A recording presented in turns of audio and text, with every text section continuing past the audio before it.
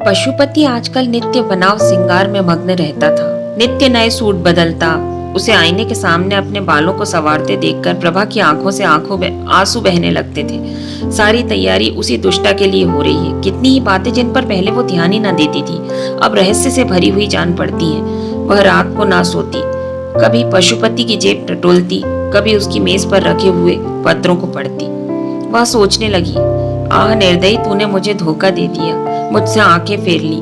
मैं भी विश्वासघात करके तुझे धोखा देकर क्या कलुषित प्रेम का आनंद नहीं उठा सकती। वह सामने के मकान में घुंघराले बालों वाला युवक रहता है और जब मौका पाता है मेरी ओर सचेष्ट नेत्रों से देखता है। क्या केवल एक प्रेम कटाक्ष से मैं उसके दिल पर अधिकार नहीं कर सकती? आखिर मैंने अपना जीवन अपने पति को किस लिए सौंपा था? इसलिए तो कि सुख से जीवन व्यतीत करूं, चाहूं और चाही जाऊं और इस प्रेम साम्राज्य की रानी बनकर रहूं। मगर आह, वे सारी अभिलाषाएं धूल में मिल गईं। अब मेरे लिए क्या रह गया? यदि आज मैं मर भी जाऊं तो कौन रोएगा? कोई नहीं, घी के चिराग जलाएंगे। आखिर प्रभा इन कलुषित भावनाओं के प्रवाह में बह चली। उसके हृदय में यह विचार आया कि मैंने पति से उसकी बेवफाई का बदला ले लिया। कितना आनंदप्रद होगा ये विचार। तब उसके मुख की ओर कितने गर्व, कितने संतोष, कितने उल्लास से देखूंगी। एक दिन संध्या का समय था। पशुपति सैर करने गया था। प्रभा छत पर चढ़ गई और सामने वाले मकान की ओर देखा। घुंघराले बालों वाला युवक उसकी छत की ओर ही ताक रहा था। प्रभा ने आज पहली बार उस युवक की ओर मुस्कुराकर देखा। युवक भी मुस्कुराया। प्रभा ने गर्व भरी हुई दृष्टि इधर उधर दौड़ाई, मानो वह पशुपति से कहना चाहती थी, तुम उस उल्टा के पैरों पड़ते हो और समझते हो कि मेरे दिल को चोट नहीं लगती। लो तुम भी देखो, लो तुम भी देखो। क्यों, अच्छा नहीं लगता?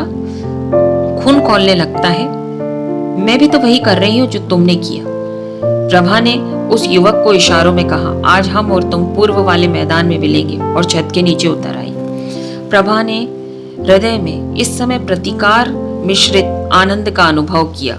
वह अपने कमरे में जाकर चुने हुए आभूषण पहनने लगी। एक क्षण में वह फलसई रंग की रेशमी साड़ी पहनकर कमरे से निकली और बाहर जाना ही चाहती थी कि शांता ने पुकारा, माँ आप कहाँ जा रही हैं? मैं भी आपके साथ चलूंगी।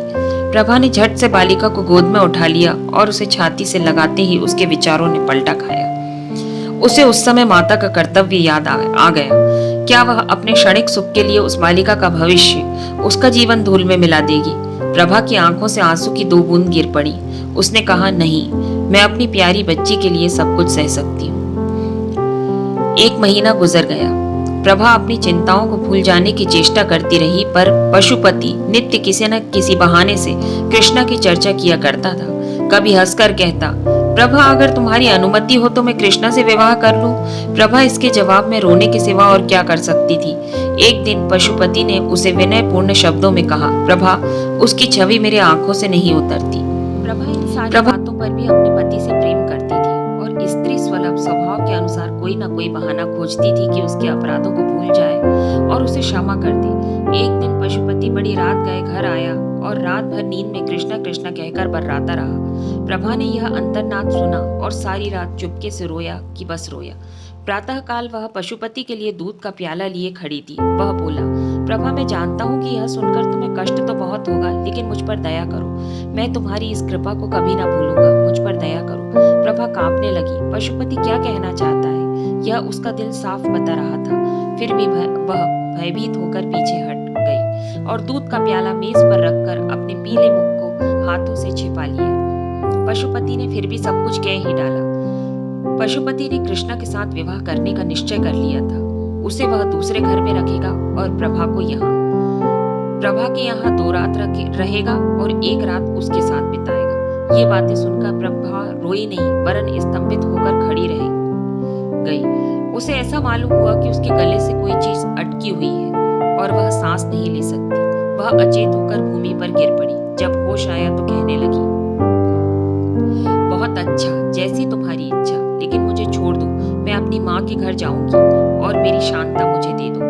यह कहकर वह रोती हुई शांता को लेने चली गई और उसे गोद में लेकर कमरे से बाहर निकली।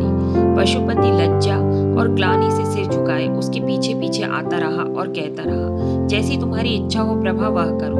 और मैं क्या कहूँ, किंतु मेरी प्यारी प्रभा वादा करो कि तुम मुझे क्षमा कर दोगी। किंतु प्रभा ने उसको कुछ जवाब ना दिया और बराबर द्वार की ओर चलती रही।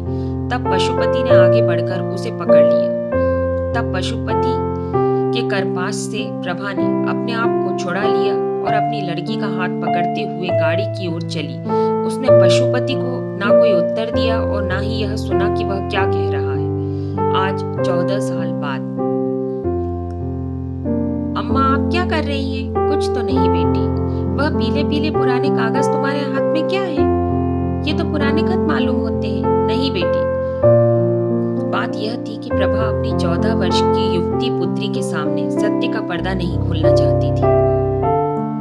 शांता समझ गई कि अम्मा ऐसा कोई काम कर रही है जिसकी खबर मुझे नहीं करना चाहती, और इस बात से प्रसन्न होकर कि मेरी दुखी माता आज अपना शोक भूल गई है और जितनी देर तक वह इस आनंद में मग्न रहे उतना ही अच्छा है, एक बहाने से बाहर चली गई। प्रभा जब कमरे में अकेली रह गई तब उसने पत्रों को फिर से पढ़ना शुरू किया। आह, इन 14 वर्षों में क्या कुछ नहीं हो गया। इस समय उस विरहिणी के दिल में कितनी ही पूर्व स्मृतियां जागृत हो गईं, जिन्होंने हर्ष और शोक के स्रोत को एक साथ ही खोल दिया। प्रभा के चले जाने के बाद पशुपति ने बहुत चाहा कि कृष्णा से विवाह हो जाए, पर वह राजी न हुई। इसी नैराश्य और क्रोध की दशा में पशुपति एक कंपनी का एजेंट होकर यूरोप चला गया। तब उसे प्रभा की फिर से याद आई। कुछ दिनों तक उसके पास से क्षमा प्रार्थना पूर्ण पत्र आते रहे, जिनमें वह बहुत जल्दी घर आकर प्रभा से मिलने के वादे करता रहा और प्रेम के इस नए प्रवाह में पुरानी कटुताओं को जलमग्न कर देने के आशामय स्वप्न देखता रहा।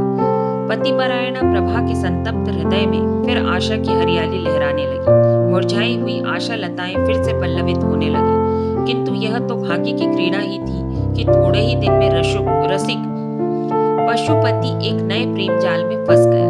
तब उसके पत्र आने बंद हो गए। इस वक्त प्रभा के हाथ में वही पत्र थे जो पति ने यूरोप से उस समय भेजे थे जब नैराश्य का घाव हरा था।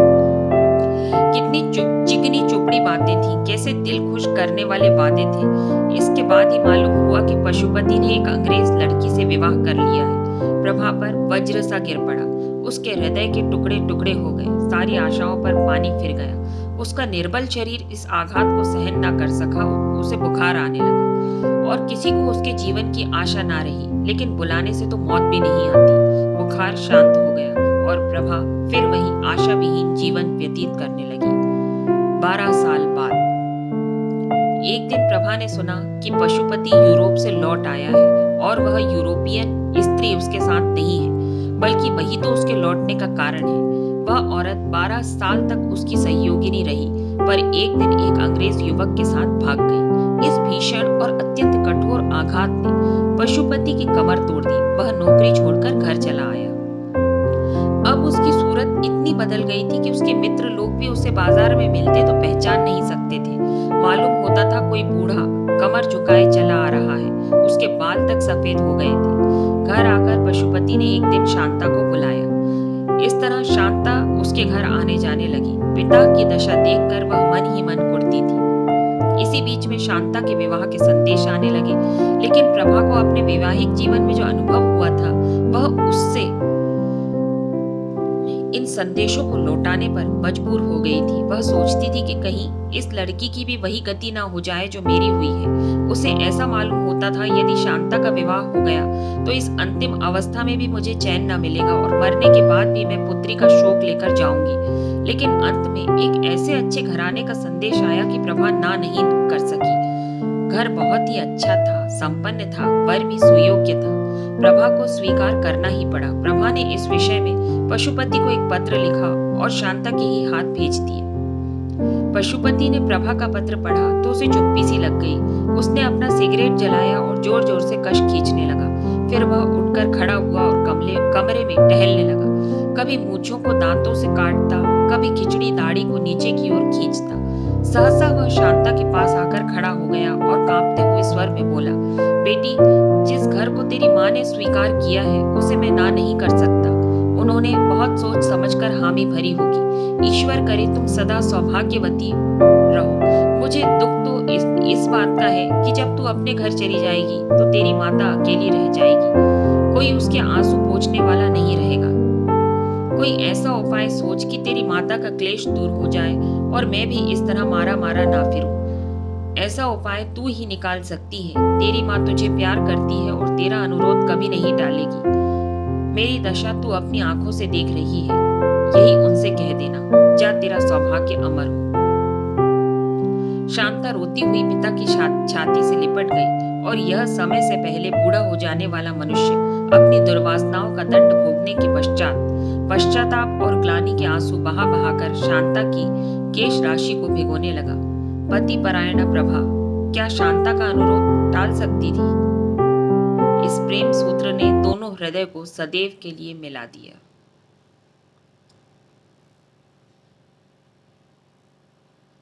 तो दोस्तों, अगर आपको हमारी कहानी पसंद आई हो तो इस वीडियो को लाइक करें, शेयर करें और हमारे चैनल को सब्सक्राइब करें। ऐसी इंटरेस्टिंग स्टोरीज के लिए हमारे चैनल पर बने रहें और प्लीज़ अपना सपोर्ट बनाए रखें। Stay tune. Thank you.